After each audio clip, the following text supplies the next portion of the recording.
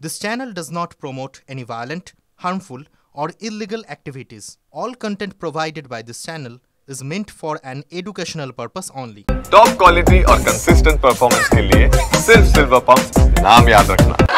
কোনো মতে কিন্তু সব্যসাচী দত্ত তাকে কিন্তু এখান থেকে বের করে নিয়ে যাওয়া হচ্ছে, তার গাড়ি রেডি, তিনি কিন্তু কাজের জন্য প্রবেশ করার চেষ্টা করছেন, তখন কিন্তু বিক্ষোভের মুখে পড়তে হলো তাকে এবং কোনো মতে সব্যসাচী দত্ত তিনি কিন্তু বেরিয়ে যাচ্ছেন এখান থেকে। চরম বিশৃঙ্খলা অগ্নিক্ষেত্রের ছবি।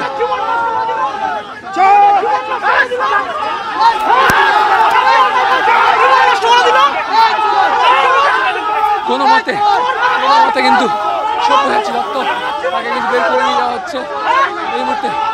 চরম বিশৃঙ্খলা তাকে কিন্তু কোনো মতে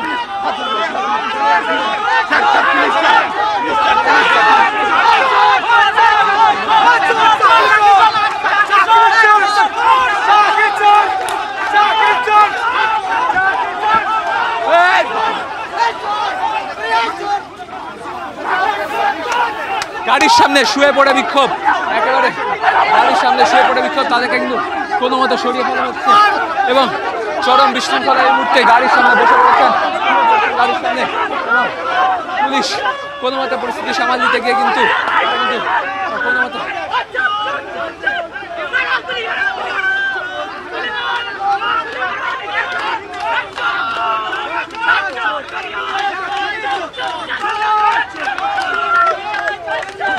একবার দেখো বিক্ষোভ চলছিল, তখন সব্যসাচী দত্ত তিনি কোনো একটা কাজে এসেছিলেন এবং সেই কাজে এসেই কিন্তু তিনি বিক্ষোভের মুখে পড়েন।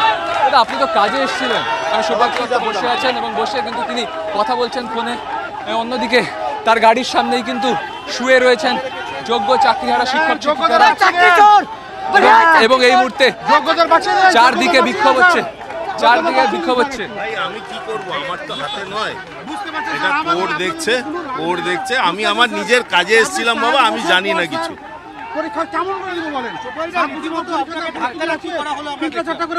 দেখুন ওরা একটা আবেগে করছে, ওদের আবেগ নিশ্চয়ই আমরা রাজ্য সরকারও দেখছে, মাননীয় মুখ্যমন্ত্রীও ওটা রিভিউ পিটিশন করেছেন।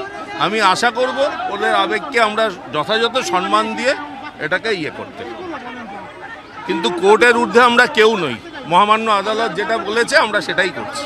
আপনি তো বিকাশ ভবনের আধিকারিক নন, আপনাকে বলে কি হবে? সেটা ওরা ভাবছে কাকে বললে হবে, সেই জন্য ওরা জানেও না। কিন্তু চোর স্লোগান হচ্ছে, সেটা ওরা জানে কাকে বলছে, কাকে দিয়েছে, আমি তো বলতে পারবো না, আমি তো আমার নিজের কাজে এসেছিলাম। একেবারে সব্যসাচী দত্ত তিনি কিন্তু আসেন এবং এসে তিনি কিন্তু বিক্ষোভের মুখে পড়েন এবং তার গাড়ির সামনে এই মুহূর্তে কিন্তু বিক্ষোভ চলছে, একেবারে শুয়ে পড়ে বিক্ষোভ চলছে এবং চরম বিশৃঙ্খলা এই মুহূর্তে একেবারে সব্যসাচী দত্তের গাড়ির সামনে, সেখানে কিন্তু শুয়ে পড়েছেন এই যোগ্য চাকরিহারা শিক্ষক। আমাদের চাকরিটা ফেরত দাও, আমাদের চাকরি ফেরত দিক সরকার, আমাদের একটাই দাবি চাকরি। আমাদের ন্যায্য দাবিকে আছে এই জায়গায় অবস্থান বিক্ষোভ। আমরা যদি চুরি করে থাকি আমাদের উপর গুলি চালিয়ে এইটা হচ্ছে সব্যসাচী দত্তর গাড়ি এবং তার সামনে শুয়ে পড়ে বিক্ষোভ দেখাচ্ছে। সব্যসাচী দত্ত নিজেও কিন্তু বারবার বেরিয়ে এসেছেন এবং তিনি কিন্তু বললেন যে কাকে ঘিরে চোর স্লোগান কেন তিনি জানেন না এবং কিন্তু বিক্ষোভের মুখে পড়তে হয়েছে সব্যসাচী দত্তকে এবং কিন্তু তিনি বিকাশ ভবনে যখন প্রবেশের চেষ্টা করছিলেন তখনই কিন্তু তাকে আটকে দেন এই যোগ্য চাকরিহারা শিক্ষক শিক্ষিকারা এবং সব্যসাচী দত্ত তিনি কিন্তু ওয়েট করছেন বাইরে এবং সামনেই কিন্তু দাঁড়িয়ে রয়েছেন, আর সামনেই কিন্তু তার গাড়িকে আটকে এই মুহূর্তে প্রবল বিক্ষোভ চলছে, চোর স্লোগান উঠছে।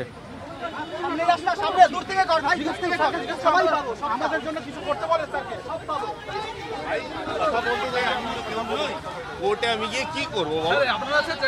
চেষ্টা নিশ্চয়ই করছি।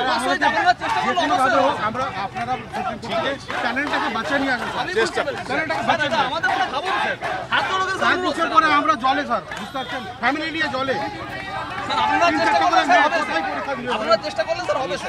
ভগবানের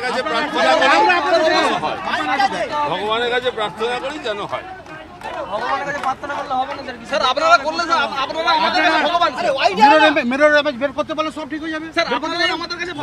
বিকাশ ভবনের স্টাফ নই, বিকাশ ভবনের আমি স্টাফ নই।